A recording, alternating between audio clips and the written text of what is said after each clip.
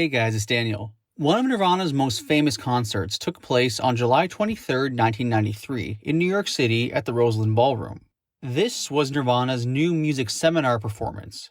The band performed 22 songs that night, and one of the notable things about this performance is that 4 of the songs, Polly, Dumb, Something in the Way, and Where Did You Sleep Last Night, were done acoustically.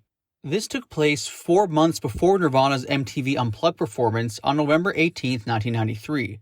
And so some consider the acoustic set at the New Music Seminar a sort of precursor to MTV Unplugged.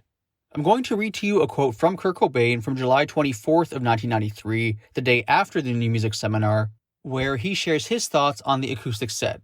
Afterwards, I'm going to show you a clip from my interview with Nirvana guitar tech Ernie Bailey. Ernie worked both MTV Unplugged and the New Music Seminar, and in this clip I'm going to show you, Ernie discusses one of the issues facing Nirvana going into Unplugged. If you want to see my full interview with Ernie Bailey where he discusses a variety of things about Nirvana, the link is available below. First, here's the Kurt Cobain quote. Quote, "The acoustic set for the New Music Seminar was a very last-minute idea. We've been toying with the idea for a month or so, but we finally found the cellist 2 days before we were scheduled to leave for here, and she was only available to practice with us for about 3 hours. So we ran through the 4 or 5 songs in that 3 hours, which gave me quite a heavy bit of nervous tension before the show, because I'd never done anything like this at all. I didn't know what to expect. For years, I've always loathed the idea of acoustic sets because of the indulgent aspect with Zeppelin making a big production out of it. Sit down for an hour or so, which seems to take away the whole energy that's given off by the electric part of the set. The sound check turned out really good, but once the venue filled up and we got on stage, it made the monitors sound completely different. The guitar sounded like a banjo and I couldn't hear the cello. I could hear people talking louder than I can hear our band. That's a New York audience for you. Very rude. At first, I was really pissed off about it. Then I realized it's New York and the New Music Seminar is on. You can't expect an audience in this kind of environment to pay a lot of attention to you and accept something as different as Nirvana doing an acoustic set. Although we've had a couple of acoustic songs on both our records, it's not what's expected from us. Then there's the particular effects of finishing the set with what? I think it wouldn't have gone over so well if we hadn't had come back out on stage and played a couple of more electric songs. I'll do an acoustic performance again if I can make sure that the monitors will sound better next time. I've tried to play acoustic guitar live a few times and it's just never worked. It's never sounded like an acoustic guitar by the time it's been put through the PA and monitors. It's really hard to mic an acoustic guitar and get the same sound out of it as when you play it in a room. So maybe we'll leave it to surprise shows, when we play small pubs and so on. I'd rather do that. I didn't enjoy it as much as I thought I would. We knew it wouldn't be as indulgent as a Led Zeppelin acoustic set. We made sure we'd only play 4 or 5 songs, go off stage, and then play some more electrically. I've been playing in the Pines for years myself, but that was the first time the bands played it. It was thrown together at the last minute, so we weren't tight enough. It didn't seem familiar enough to relax and enjoy it. I should still be able to enjoy it whether or not my guitar sounds good to me, though. I should know it's going to at least sound good in the audience, which I've been told by at least 10 people it did last night." End quote. The following is the clip from Ernie Bailey where he discusses MTV Unplugged. If you want to see the full interview, the link is available below. I was actually just going to ask you about Unplugged. I was going to ask if you were involved, but you just said you were. What was that show like just prepping for it and then the actual show itself? How was that experience for you?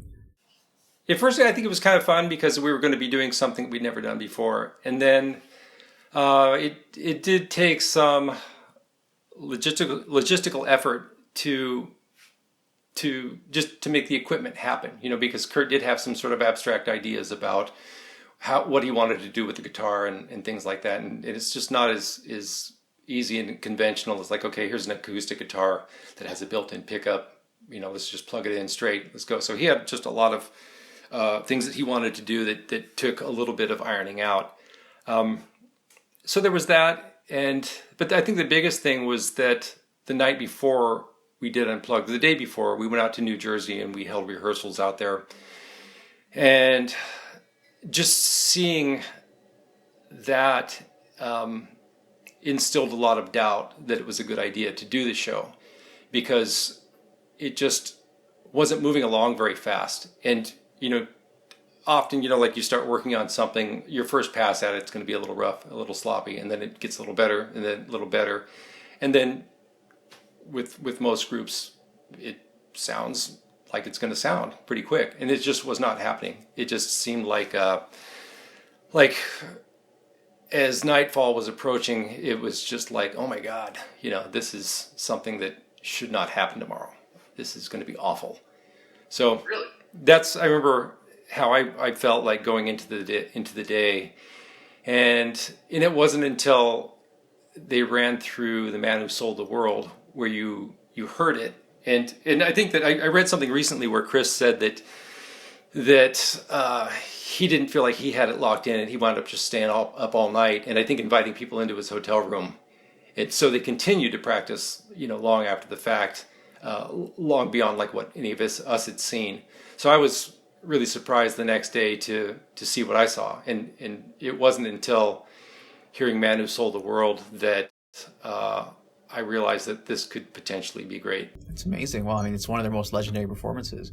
It's so cool hearing that, there was that uncertainty beforehand, and then it kind of just came together like that. Were the meat puppets, were they there for the rehearsal the day prior? Oh, yeah. How did they? Yeah, definitely. That feeling of, I'm not sure if this is going to go well, and then they nail it. Was that a common occurrence with Nirvana performances, or was that just for Unplugged? I think really just Unplugged, because everything else was something they'd done for years. The live electric show was something where,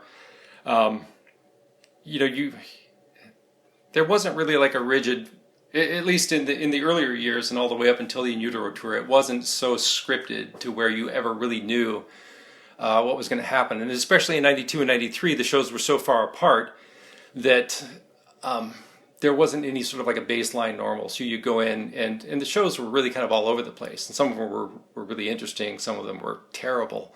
And some of them were incredible. You never knew what you were going to see, how it was going to end, how it was going to flow. And there's one more question about a specific concert. So there was, I think it was Top of the Pops in the UK. Nirvana deliberately butchered Smells Like Teen Spirit. Yeah, were you there for that gig? Not at that one. I remember seeing it though. What was your reaction to it? Oh, I couldn't be happier. Well, what motivated them to do that? I want to say that was the thing where they were required to lip sync, or at least partially lip sync. I think that was one where it was lip synced, with the exception of the vocals. So that was one where they didn't honestly even have to be playing. So in order to draw attention to that, because it is sort of this thing that's seen as being a little bit phony, and I think that some bands don't like this idea of going in there and phoning that in to where they're up there pretending to play when they're really not. And so, I think more or less it's just their sense of humor where what's the funniest thing we could do right now, and this is it. So, is there any other funny on stage experience you remember from Nirvana? Oof. I honestly should have made a list. It's really hard to zero in on anything. They appear as random thoughts, on occasion. There's, stuff that you can and can't share, and it's like, I think the stuff that you do remember, it's unbelievably hilarious, but it's just not ready for prime time.